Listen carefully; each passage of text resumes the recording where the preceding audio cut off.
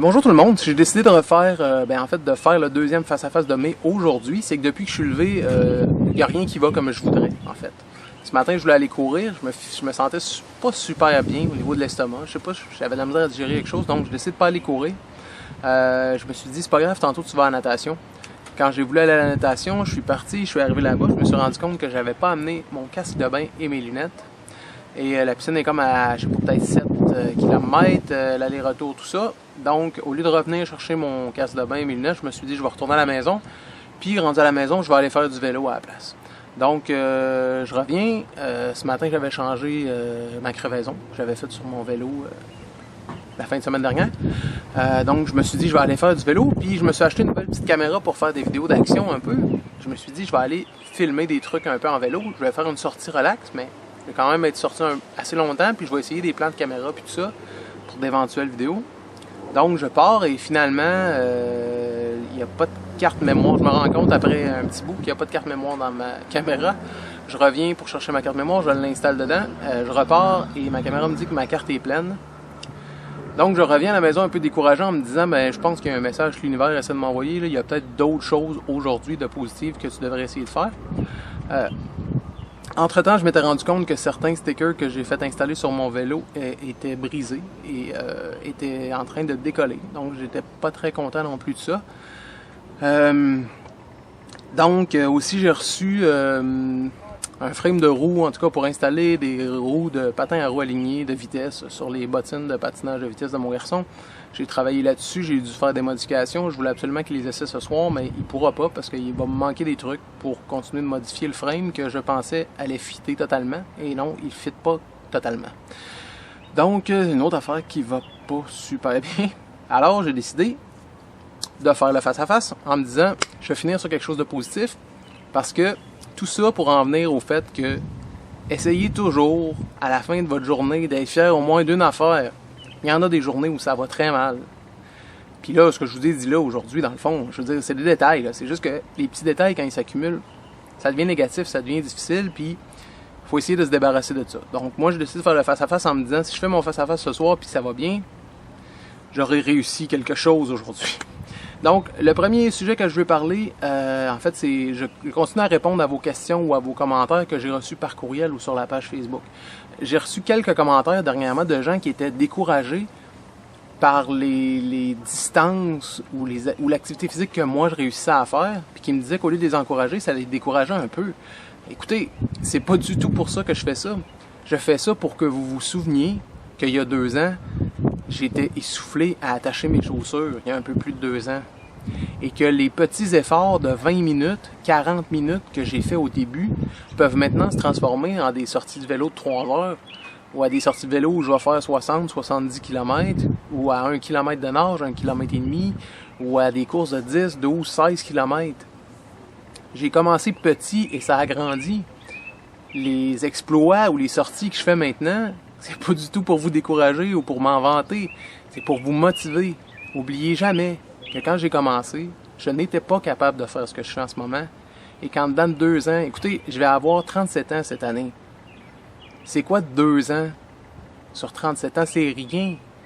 En dedans de 2 ans, puis dans le fond, ça m'a même pas pris ça. En dedans d'1 an, j'ai reviré ma vie de bord, bout pour bout, là. Donc, vous êtes capable de le faire, vous aussi. Maintenant, des commentaires que j'ai déjà reçus par courriel, un commentaire qui m'avait particulièrement touché. Je sais que souvent, on voudrait le support du conjoint, puis ça vient pas.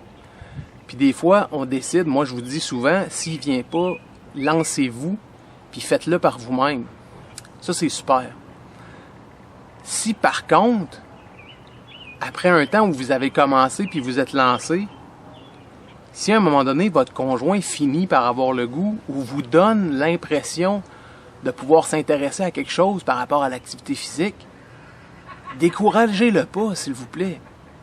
C'est super important que vous sautiez sur l'occasion pour enfin l'agripper. Même si maintenant, ça fait, je sais pas moi, 1 an et demi que vous avez commencé à bouger, puis que ça fait depuis ce temps-là que vous auriez voulu qu'il le fasse, puis que vous vous êtes découragé, puis vous avez décidé d'arrêter d'attendre. Si maintenant, il y a une certaine ouverture, encouragez-le. Devenez la personne motivante que moi, j'essaie d'être avec vous. Mais devenez la personne motivante pour cette personne-là. Ensuite, un autre sujet que je voudrais toucher, c'est les blessures. Ça aussi, j'ai des courriels des fois au niveau des blessures. Puis je veux en parler parce que ma blonde, c'est quelqu'un d'un peu entêté, qui l'année passée, malgré une fracture de stress, a continué à courir de temps en temps en se disant « Ouais, mais ça me fait pas trop mal. » Puis au début, c'était juste une périostite. Puis « Ah, mais si j'attends un peu, ça... » Elle aurait dû attendre et arrêter complètement pendant un temps. Si vous êtes blessé, que vous êtes obligé d'annuler un événement, comme ma blonde a été obligée de faire l'an passé, elle devait courir en demi-marathon, elle n'a pas pu le faire, arrêtez de vous entêter. Puis prenez-le pour vrai, le repos. Puis essayez vraiment de trouver quelque chose d'autre qui ne va pas jouer du tout sur votre blessure. Si vous êtes blessé par rapport à la course, arrêtez de courir. Faites que du vélo, que de la natation. Trouvez d'autres choses. Sinon, vous allez finir par le regretter. À un moment donné, à force de repousser puis d'annuler des événements, vous allez vous dire, ben voyons, puis vous allez vous rendre compte que votre blessure est plus grave qu'avant. Puis je suis sûr que c'est pas ça que vous voulez. Maintenant, je vais aussi vous parler...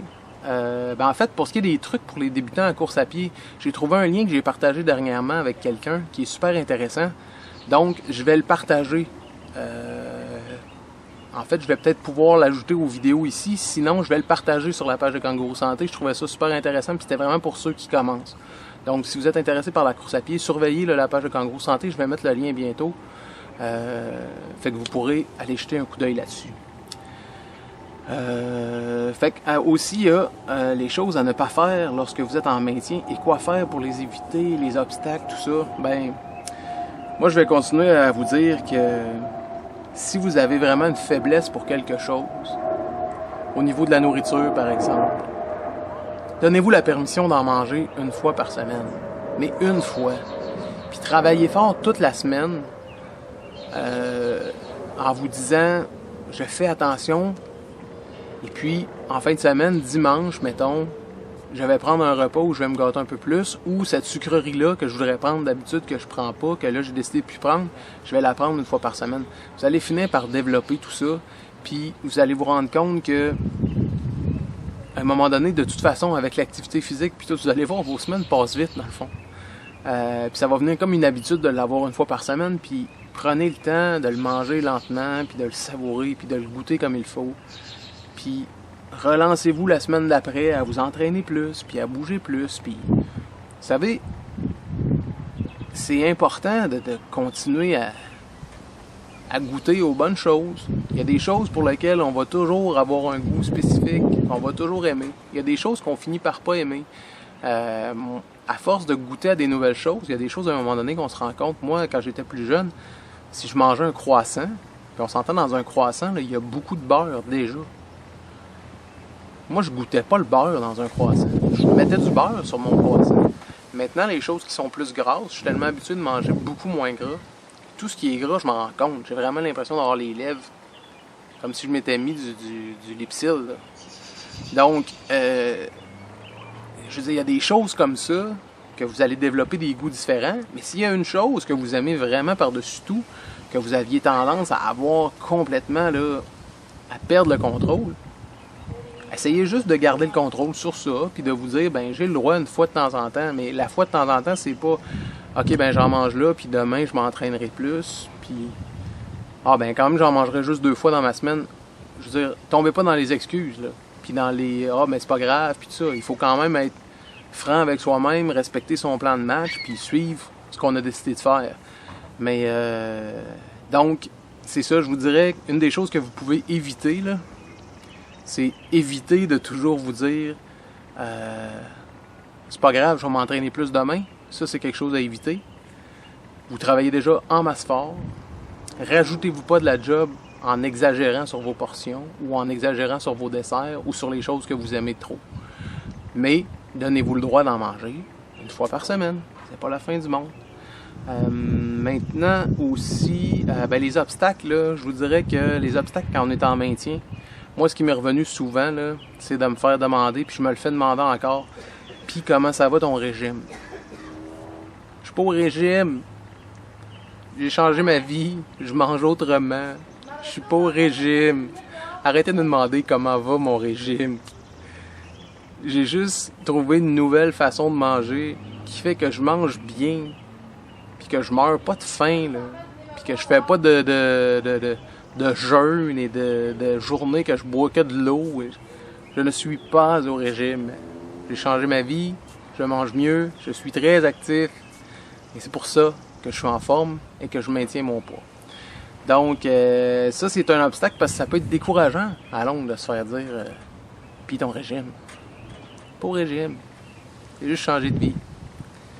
Puis j'ai commencé à être très actif, puis à bouger, puis à me lancer d'autres défis. Puis c'est vraiment, moi, le défi que je vous lance, en fait, c'est d'apprendre à mieux vous connaître. Et puis d'essayer de laisser passer un peu ces commentaires-là, mais en même temps, je veux dire, pour certaines personnes, je me permets de le dire. Je suis pas au régime. J'ai pas suivi de régime. J'ai changé ma vie. Donc, n'hésitez pas à le dire vous aussi.